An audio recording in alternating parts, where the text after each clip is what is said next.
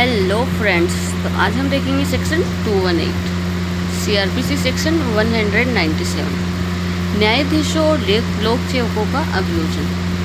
Prosecution of जज and public servant.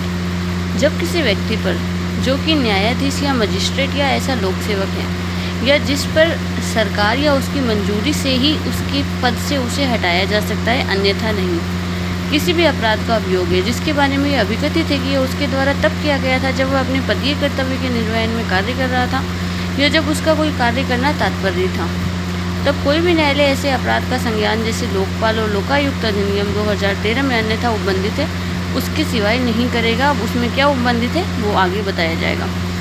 तो ये सेक्शन यही बताती है कि किसी जज पर या किसी पब्लिक सर्वेंट के ऊपर अगर कोई अभियोजन चलाना है तो उसके लिए वो जहाँ अपॉइंटेड है वहाँ की स्टेट गवर्नमेंट या वहाँ की सेंट्रल गवर्नमेंट से अनुमति लेनी होगी।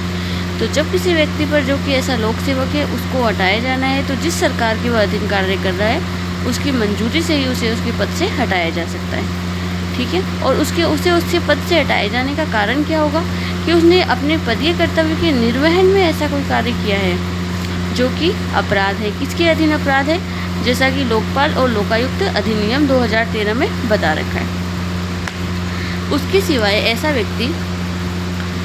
व्यक्ति की दिशा में जो संघ के कार्यकलाप के संबंध में नियोजित है उसके संबंध में तो केंद्र सरकार से अनुमति लेनी होगी। और यदि ऐसा व्यक्ति किसी राज्य के क्रियाकलाप के संबंध में नियोजित है तो ऐसे अपराध किए कि या फिर ऐसा अपराध किए जाने के समय पर वह नियोजित था तो उस समय उस राज्य की सरकार जो थी उसकी पूर्व अनुमति से ही कार्य किया जाएगा, अन्यथा नहीं किया जाएगा। तो किसी भी न्यायाधीश या लोक सर्वेंट को, पब्लिक सर्वेंट जो है, उसे पदीय कर्तव्य से हटाए जाने के लिए अगर वो संघ के अधीन है तो संघ में नियोजित है या अपराध किए जाने के समय नियोजित था तो केंद्र सरकार की अनुमति से, और स्टेट में है तो स्टेट गवर्नमेंट की अनुमति से किया जाएगा। बट प्रोवाइजो इसमें क्या कहता है?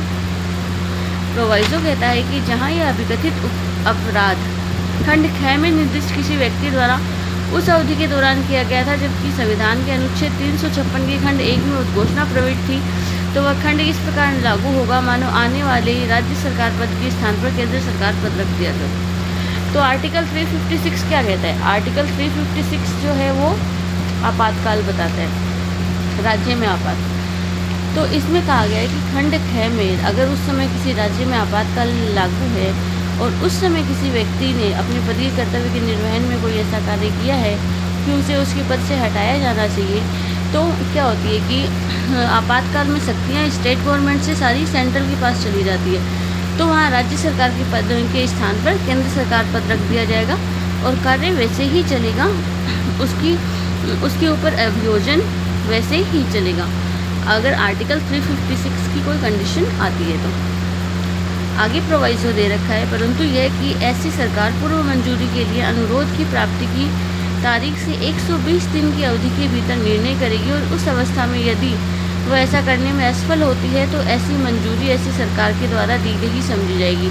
ये जो प्रोवाइजो है वेरी वेरी इंपॉर्टेंट है। न्यू प्रोवाइजो जुड़ा है अपने BNSS में।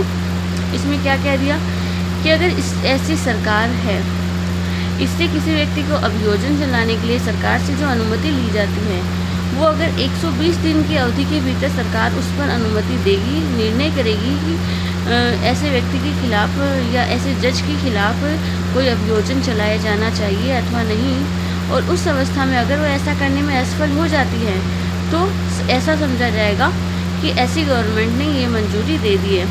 अगर उसने, चाहे सेंट्रल गवर्नमेंट हो चाहे स्टेट गवर्नमेंट हो, अगर उन्होंने 120 डेज में कोई डिसीजन नहीं दिया है तो आफ्टर 120 डेज उस जज पर या उस पब्लिक सर्वेंट पर कार्रवाई की मंजूरी समझी जाएगी कि उन्होंने अपनी कंसेंट दे दी है।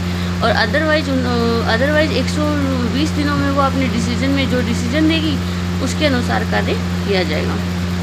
अब आगे प्रोवाइजो है, परंतु यह कि किसी लोक सेवक की दशा में जिसके बारे में यह अभिकथन किया गया है कि उसने भारतीय न्याय संहिता की धारा 64 से लेकर के धारा 71 तक और फिर 74 से लेकर के 79 तक 143 और 199 रेप ऑफेंस की भी आ गई तो इन सब में अगर कोई अपराध किया है तो कोई पूर्व मंजूरी की अपेक्षा नहीं की जाएगी।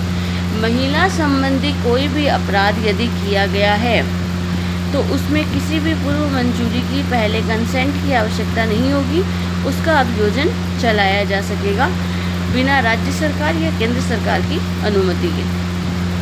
आगे हम इसका क्लोज सेकंड देखते हैं। तो क्लोज सेकंड कहता है कि कोई भी न्यायालय संघ के सशस्त्र बल के किसी सदस्य द्वारा किए गए किसी अपराध का संज्ञान जिसके बारे में अभिकथित है कि वह उसके द्वारा तब किया गया था जब वह अपने पदीय कर्तव्य के निर्वहन में कार्य कर रहा था या जब ऐसा करना तात्पर्य था, केंद्र सरकार की पूर्व मंजूरी से करेगा, अन्यथा नहीं। तो अगर किसी आर्म फोर्स के खिलाफ, आर्म फोर्स के किसी सदस्य के खिलाफ किसी अपराध का अभियोजन है, अपराध का संज्ञान चलाया जाना है, अभियोजन चलाया जाना है, तो वह जो अभिकथित व्यक्ति है वो उस समय किस सरकार के अधीन पदीय कर्तव्य का निर्वहन कर रहा था या कोई कार्य कर रहा था, तो उसकी मंजूरी केंद्र सरकार से ली जाएगी संघ के सशस्त्र बल के सदस्य के संबंध में। सेंट्रल का आर्म फोर्स का कोई व्यक्ति है तो उसके ऊपर कोई अभियोजन चलाया जाना है तो सेंट्रल गवर्नमेंट की अनुमति ली जानी आवश्यक है। क्लोज 3 अगर कह रहा है इसका कि राज्य सरकार अधिसूचना के द्वारा यह निर्देश दे सकती है कि यथा निर्दिष्ट बल के ऐसे वर्ग या प्रवर्ग के सदस्य को जिसे लोक व्यवस्था बनाए रखने का कार्य सौंपा गया है, ऐसा कोई पब्लिक सर्वेंट है जैसे कि पब्लिक पुलिस का कोई कार्यभार सौंपा गया है और जहाँ पर वह अपनी सेवा दे रहा है वहाँ पर भी यही उपबंध लागू होंगे और उसमें केंद्र सरकार पद के स्थान पर राज्य सरकार पद रख दिया गया। अगर ऐसा कोई व्यक्ति, कोई पब्लिक सर्वेंट किसी ऐसे वर्ग या प्रवर्ग के सदस्यों में लोक व्यवस्था बनाए रखने का जिसे उसे कार्यभार सौंपा गया है, जहाँ वह कार्य कर रहा है वो किसी स्टेट के अंतर्गत आता है, तो वहाँ केंद्र सरकार पद की जगह स्टेट गवर्नमेंट पद समझा जाएगा। ये नहीं है कि सेंट्रल गवर्नमेंट की अनुमति लेनी होगी, स्टेट गवर्नमेंट की भी अनुमति ली जा सकती है। आगे इसका क्लोज 4 कह रहा है कि उपधारा 3 में किसी बात के होते हुए, इस क्लोज में किसी भी बात के होते हुए कोई भी न्यायालय ऐसे बल के किसी सदस्य के द्वारा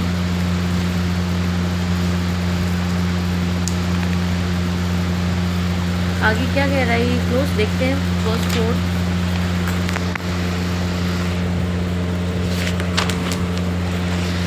तो कोई भी न्यायालय ऐसे किसी बल के सदस्य के द्वारा जिसे राज्य में लोक व्यवस्था बनाए रखने का कार्य सौंपा गया, ठीक है।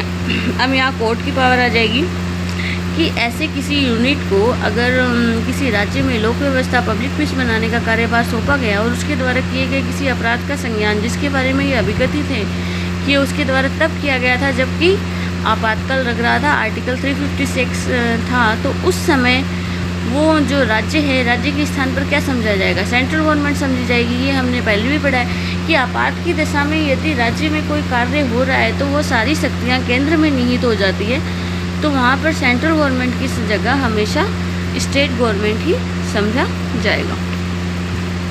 अब इसका लास्ट एंड फाइनल क्लोज 5 क्या कहता है?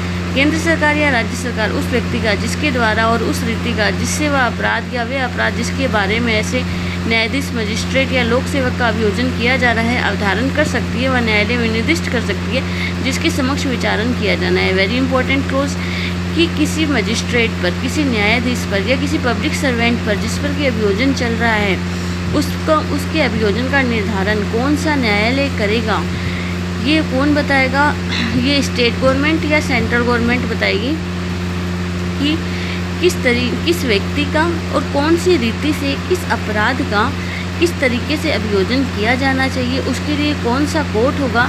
ये सारा डिसीजन सेंट्रल गवर्नमेंट या स्टेट गवर्नमेंट के पास होगा, वो बताएगी, उस हिसाब से उन पर विचारण चलाया जाएगा। तो ये सेक्शन जो है सेक्शन 218 वेरी इंपॉर्टेंट है। इस पर एक बड़ा क्वेश्चन अपने आप में बन जाता है। तो 197 वेरी इंपॉर्टेंट। इसमें बस ये जो अवधि है ना, ये BNSS में नई जुड़ी है प्रोवाइजो 2 कि ऐसी किसी अनुमति के लिए 120 दिन के भीतर निर्णय करेगी। ये इसमें बाकी सारी सेक्शन जैसे CRPC की थी वैसे सेम टू सेम है। तो आई होप ये सेक्शन समझ में आई होगी।